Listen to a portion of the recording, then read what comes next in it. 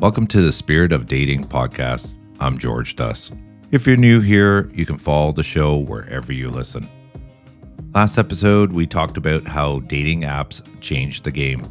They're designed to keep you searching instead of choosing, so everyone's keeping their options open and nobody's getting fully present.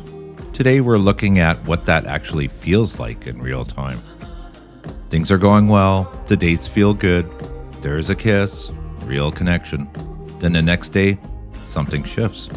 The text gets short, the energy changes, and you're sitting there wondering what the hell happened. This is one of those most confusing patterns in modern dating, and most people get it wrong. So let's break it down. I've heard this story so many times that it's practically the same every time. A woman meets someone through mutual friends at a small get-together. They end up talking for a while. It was easy. The kind of conversation where time just flies by. They exchanged numbers. He texted her a few days later asking if she wanted to grab a coffee. They met, talked for 2 hours. It felt natural. A week later, dinner. Same thing. No pressure, just two adults trying to see what the other person is. By the third date, things got more personal. They talked about what actually matters to them. No surface stuff, just real things. When they walked outside, they ended up kissing for a while. It felt comfortable, easy. She drove home thinking, all right, this feels real. This could go somewhere. She wasn't projecting, just steady. Then the next morning came. She sent a simple text, nothing heavy, just, I really had a nice time last night. It took him hours to reply. And when he did, the tone was different. Short, polite, missing the ease he had the night before. Yeah, me too. That was it. She stared at her phone thinking, how do you kiss someone for that long and then sound like this the next day? Why does that happen? She waited another day. She sent one more message. How's your week going? He responded the next afternoon. Surface level. Distant. She's sitting there trying to understand what changed between the goodbye and the morning. That's the moment I want to talk about. The shift that shows up right after things go well. Because this happens all the time, and most people think it means the interest is gone. But that's not usually what happened.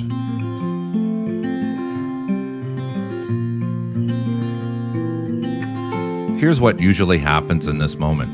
You're 3 dates in, things are building, conversations are getting deeper. Then there's that physical contact, a kiss, maybe more.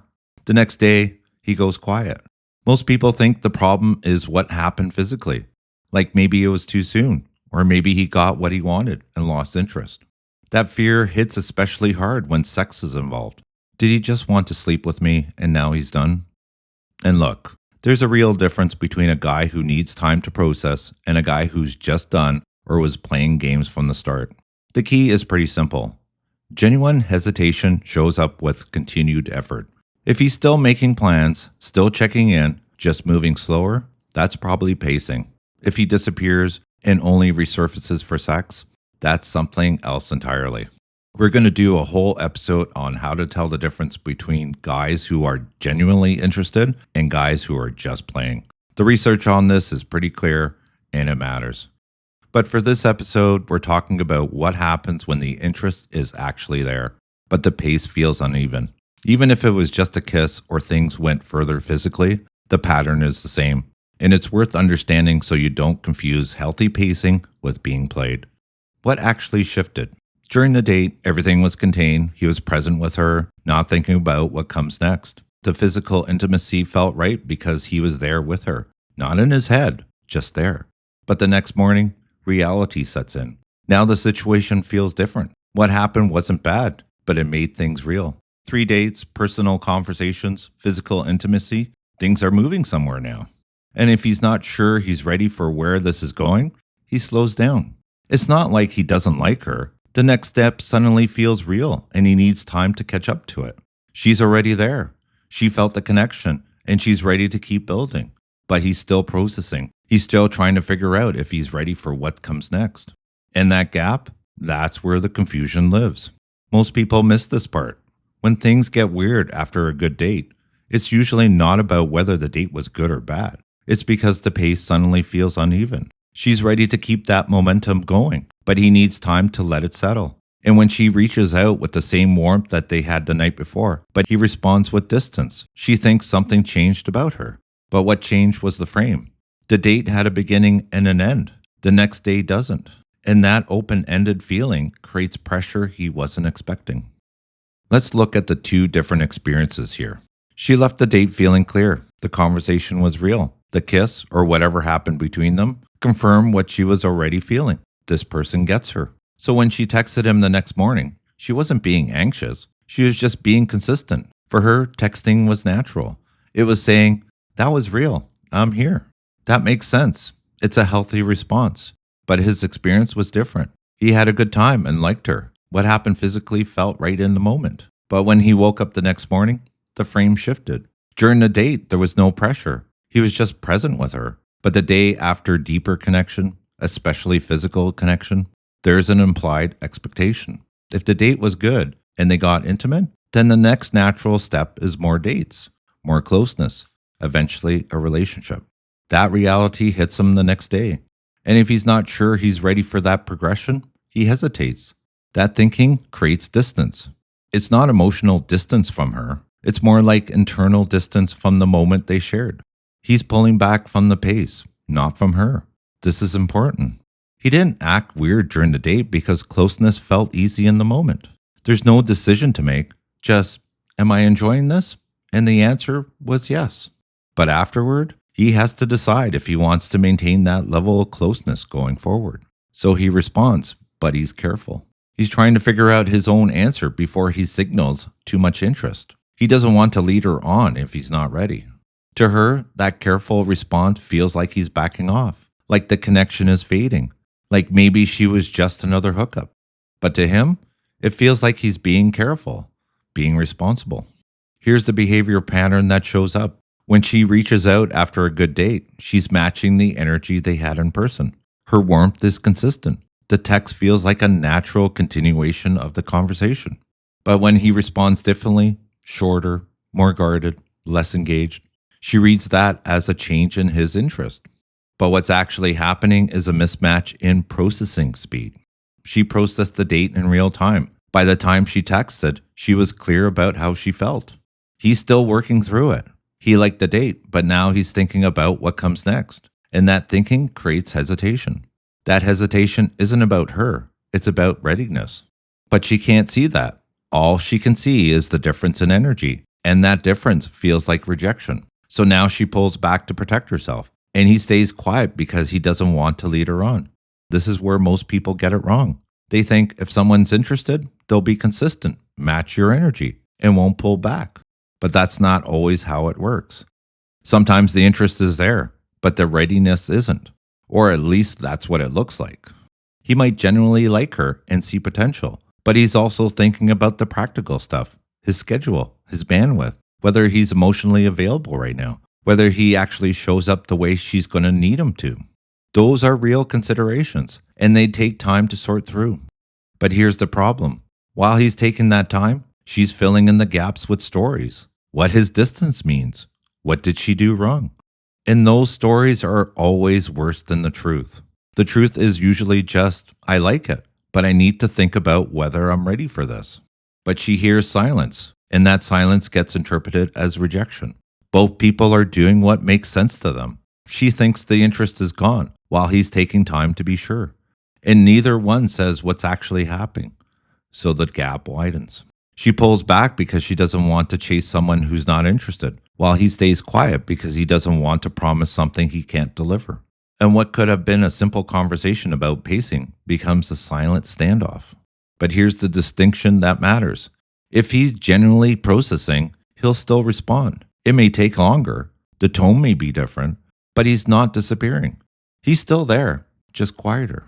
If he actually lost interest, if the date didn't do it for him, or he realized this isn't what he wants, he goes cold. No warmth, no effort. Eventually, he just stops responding altogether. But here's where things get tricky. If he was never serious to begin with, he doesn't go cold. He stays warm. Warm enough to keep that door open for sex, but not warm enough to actually invest.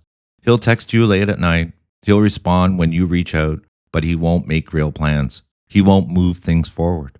And then there's the avoidant pattern. This one's different. They're not playing games, they didn't lose interest, but closeness triggers something. After intimacy, their nervous system tells them to create distance. It's not conscious, that's just how people with avoidant attachment styles are wired. If someone has an avoidant attachment style, the pull back is automatic. The closer you get, the more space they need. You didn't do something wrong. Closeness itself feels uncomfortable to them. They might genuinely like you, but their system can't handle sustained intimacy without retreating. Processing ends, but avoidance is a pattern that repeats. That's the difference. So there are really three things that can cause the pullback. Processing looks like slower energy, but still present, still some warmth, still showing up when he says he will. Avoidance looks like pullback after every step, a pattern of closeness followed by distance that repeats over time. Playing looks like inconsistent energy, warm when it benefits him, disappears when you need consistency. That difference is everything. In this story, he responded both times. He didn't ghost. He didn't only text late at night. He just wasn't matching her energy yet. That's usually a sign he's figuring things out. Not that he's checked out, playing games, or stuck in an avoidant pattern. The problem is most people don't wait long enough to see which one it is. They assume the worst and walk away before anything becomes clear. And sometimes that's the right move. If you don't want to wait, you shouldn't have to. But if you do wait, you might find that he catches up. That warmth comes back. That he was just moving at a different speed. That's what usually happens. And it's fixable, but only if both people understand what's actually going on.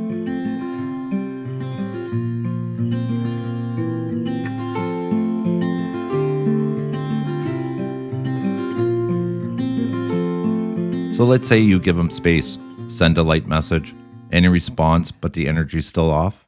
Now you're at a point where you need to decide, do I walk away or do I actually say something? If you're going to say something, here's how to do it without making it weird. Keep it simple, keep it grounded. Don't make it a big emotional moment.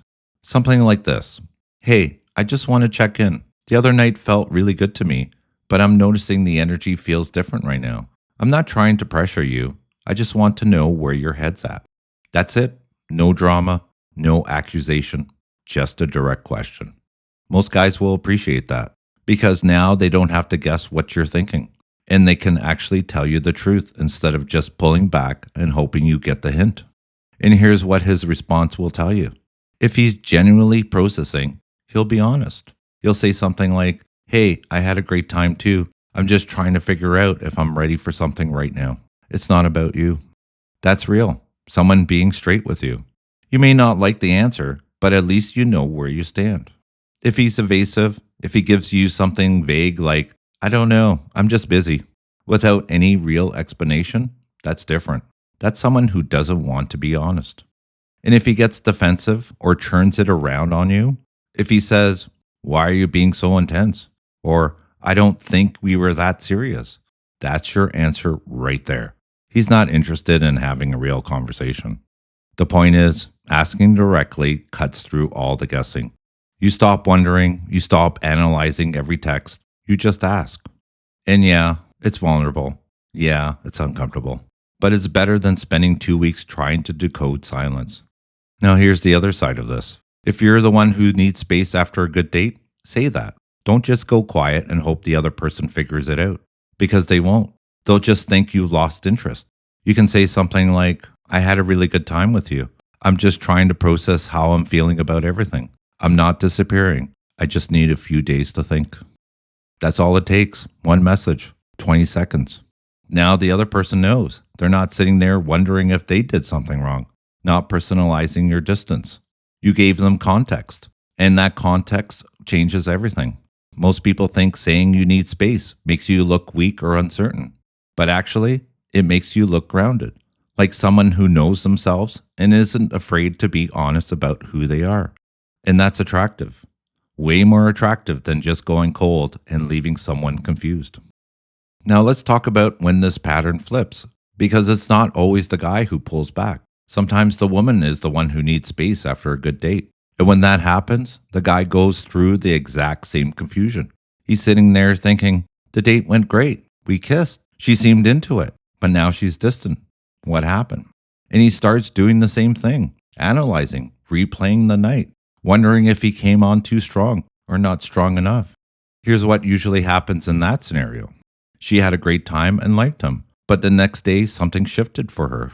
Maybe the date brought up something she wasn't expecting. Maybe she realized she wasn't ready as she thought. Maybe the physical intimacy made things feel real faster than she was prepared for. So she pulls back. It's not that she doesn't like him. She needs to sort through what she's feeling. And he's left wondering, what did he do wrong? Same pattern, just reversed. If you're a guy listening to this and you're on the receiving end of this, where the woman went distant after what felt like a great date, here's what you need to know. Don't chase. Don't double text or try to convince her. Just give her room. If she's genuinely feeling the connection, she'll come back once she's processed. She'll reach out, explain, and the conversation will pick back up. If she doesn't, then she wasn't ready. And no amount of pursuing is going to change that. Your job isn't to fix her uncertainty. Your job is to notice it and decide if you're willing to wait. And if you're not, if the going back and forth is too confusing, if you need someone who's already sure, that's okay. Walk away. But don't make her distance mean that you're not good enough. Sometimes people need time to catch up to what they're feeling. And sometimes after they process, they realize they're not ready. And that's okay too. The key is the same whether you're the woman or the man in this situation. Don't personalize the pace difference. Someone moving slower than you doesn't mean you're too much. It just means that they're on a different timeline. You can wait if you want, or you can move on. But don't twist yourself into something smaller just to make them feel comfortable.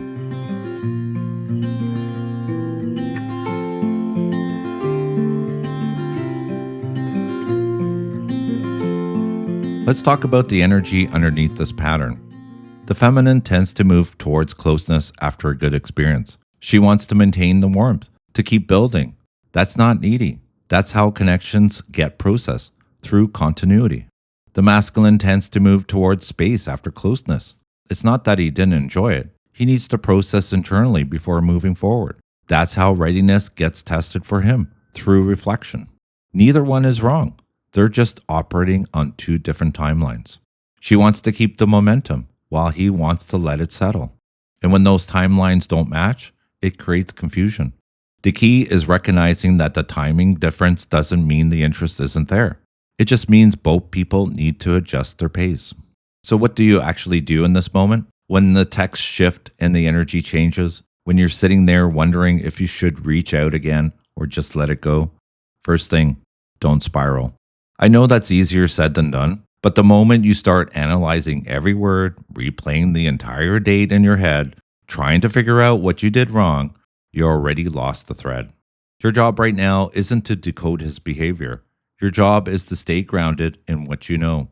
The date went well. The connection was real. The physical connection felt mutual. That's not nothing. That actually happened. So when his texts shift, don't immediately assume the whole thing was fake. Don't rewrite the story based on one day of distance. Just notice it. That's it. Just notice that the energy has changed. Because here's what you're actually sensing. Your body knows something shifted. You feel it. That tightness in your chest. That uncertainty. And the first instinct is to try to figure out what you did wrong. But here's what you're actually picking up on. The pace changed. Not the connection. The pace. He's moving slower than you are. And your nervous system is reading that difference as rejection. But it's not rejection. It's just timing. If you can sit with that discomfort without making it mean something about you, you'll see it more clearly. Second, give it a few days. Not because you're playing games or trying to make him chase you, but because sometimes people just need time to process. If he liked you during the date, that feeling doesn't disappear overnight. It just needs space to settle. So instead of texting him again right away, give him room to catch up. 3 or 4 days, not a week. You don't want him thinking that you lost interest. Just long enough for him to finish whatever internal conversation he's having with himself. And here's what usually happens. If he was genuinely interested, but just processing, he'll reach out. Maybe not with the same intensity as the night of the date, but he'll check in, reference seeing you again. The tone will be warmer. And if he wasn't actually interested, or if he was just there for the moment, he won't. He'll stay quiet. And that silence tells you everything you need to know. Third, when you do reach out again, start simple. Don't send a long message or bring up the shift in energy right away. Save that for later if you need it. For now, just send something light and easy to respond to. How's your week been? I saw this and I thought of you, but only if it's actually true. Don't manufacture it. Something that gives him an opening without pressure. If he takes the opening and the conversation flows, you're probably fine. He was just moving slower. If he responds with another short, distant message, that's when you decide, are you willing to ask directly or are you done waiting? If you decide to have that direct conversation and need a refresher on what to say, you can go back to the section earlier in the episode. Both answers are valid, but you have to choose based on what you actually want, not what you think you should want. Fourth, don't make his pace mean something about your worth. This is the hardest part. When someone pulls back, it gets personal. Like maybe you weren't interesting enough, or attractive enough, or just enough. But most of the time, it has nothing to do with you. It's about them, their readiness, their capacity, their life. You can be amazing and still not be right for the person who isn't ready. So don't twist yourself into someone smaller and more convenient just to make them comfortable. If the pacing doesn't work for you, that's okay. Walk away. Find someone who's already moving at your speed. But if you decide to wait, do it from a place of choice, not from a place of hoping you'll finally be enough. You're already enough. The question is whether they're ready to meet you there. That's the real test. Not whether they text back, but whether they show up once they finish figuring themselves out. Fifth, if you're the one who needs space after a good date, be direct about it. We covered what to say in this conversation earlier in the episode, so you can go back to that section if you need some specific wording. But here's the practical part. Once you ask for space, actually use it to figure out what you want.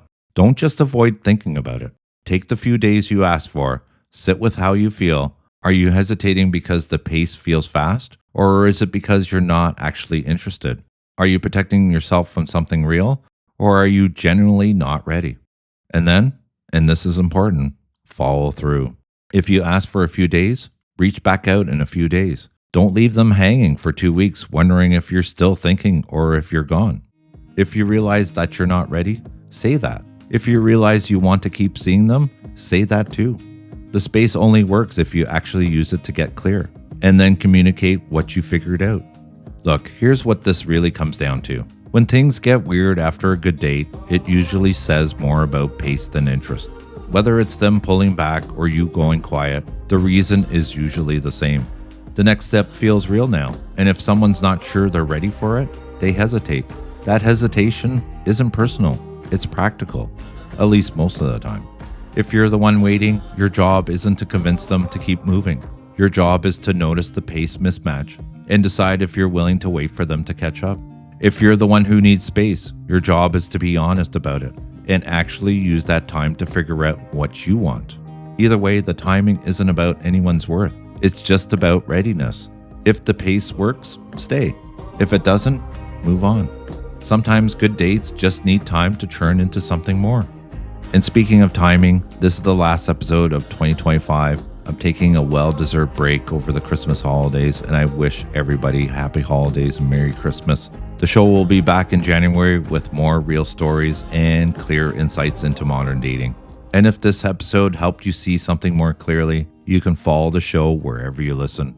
And if you ever want clarity on your own situation, you can always reach out to me through Dust Tarot. Until next time, again, happy holidays and Merry Christmas to everyone out there, and we'll touch base in 2026.